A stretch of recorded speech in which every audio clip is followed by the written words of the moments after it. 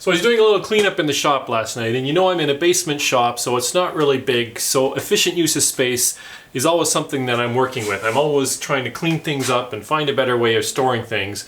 So last night I took a look in my bench, and since I did the shop wall, my second drawer in the bench is kind of half empty, but I still got some stuff in it that I want to get rid of. It's got a bunch of batteries and chargers from my electric cordless drills, which yeah, I don't really need them to be terribly handy. So I was looking around trying to figure out what to do with this stuff. And I don't really have a whole lot of room here for cabinets. I mean, I have the room vertically, but I don't really have the room horizontally because it's just going to push out into the shop. And so I was trying to think of, okay, can I put something between the studs and keep it flush?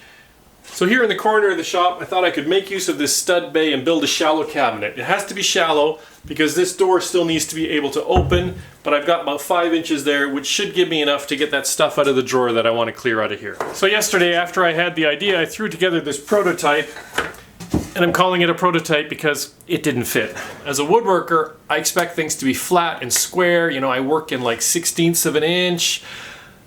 And framing is not like that. You know, studs often will have a little wobble to them or a bulge or whatever. And so yeah, when I threw this cabinet together, I expected everything to fit. It didn't fit at all. If you're gonna try to fit things in between studs, round down by like at least 1/8 of an inch.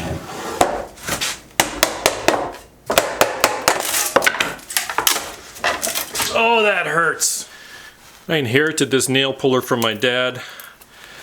Pretty sure it came from Holland originally. K-N-I-P-E-X. I would pronounce that Knijpex with my Dutch background. So I'm pretty sure that I got all the nails out of the boards that I'm reusing. And I'm throwing a bunch of it away. It was all made with scrap plywood anyways. But I'm still going to switch to an older blade, you know, just in case I miss some of the brads.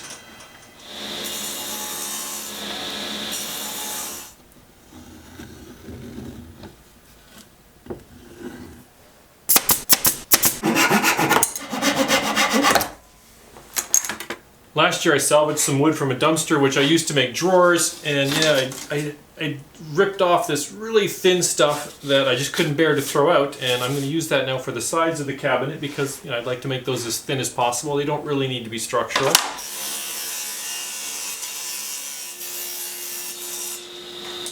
So this time I want to make sure it fits the first time. Well, actually this is the second time, but you know what I mean. So I took the side trim, the side pieces from the cabinet, and I cut a few scraps off the end. 2 of them, 1 for each side. I'm going to stack them up together. And here's one of the old shelves which is being thrown out. And I'm going to tack these onto the side. And we will use that as a measuring stick. That is too tight. Kind of. Not by a whole lot. I think I only need to take like 1/8 of an inch off these things. Actually a bit loose now. So now I can take this shelf and rip off those pieces. And this is just a hair under 11 inches. So I should be able to cut my pieces at 11 inches wide, and then they should fit in that joist cavity.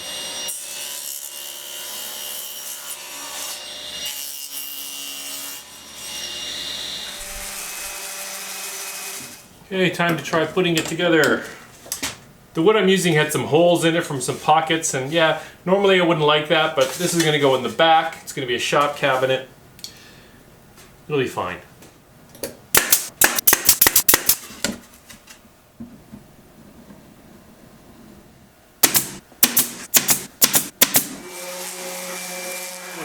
It's close quarters here, so I actually have to take this cabinet door off in order to be able to fit the new cabinet into the stud cavity here.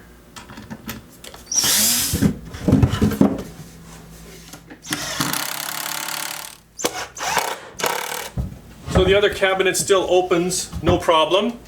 But the problem is what am I going to do about covering this? Because I hate open shelves, they just gather sawdust. But I can't really put a swinging door here.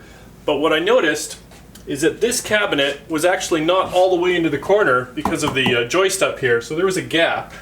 And so I realized that I could make a little sliding door that would So sit in front and it would slide back into that. Back when I was working on the prototype, I cut a 1/4 inch groove in the bottom and the top shelf to accept a piece of plywood that I can use for a sliding door.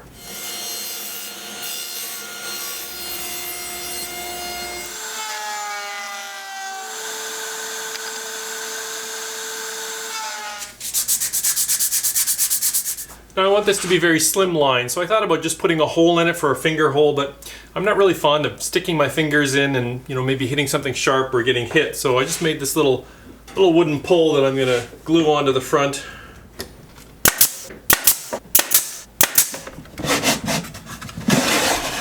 Still a little stiff. I think it needs a bit of wax, but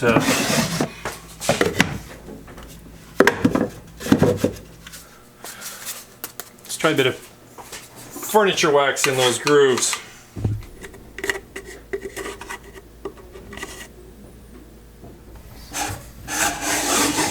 So there it is. Yeah, I'm kind of mixed feelings. It's not particularly attractive and it's really kind of in an awkward corner, but it's making use of space that's otherwise unused and lets me store away some of my extra batteries, extra charger, the right angle driver that I almost never use. That's something to store away. And most importantly, the second drawer of my workbench is now pretty much empty, so I can do something else with that. And that will be useful space that I will be using all the time. So that's about it for this one. As always, I'd like to thank you for stopping by and spending some time in my shop. I just thought I'd take you along as I did this little shop storage improvement project. I hope you found it interesting and enjoyable, and we'll see you next time.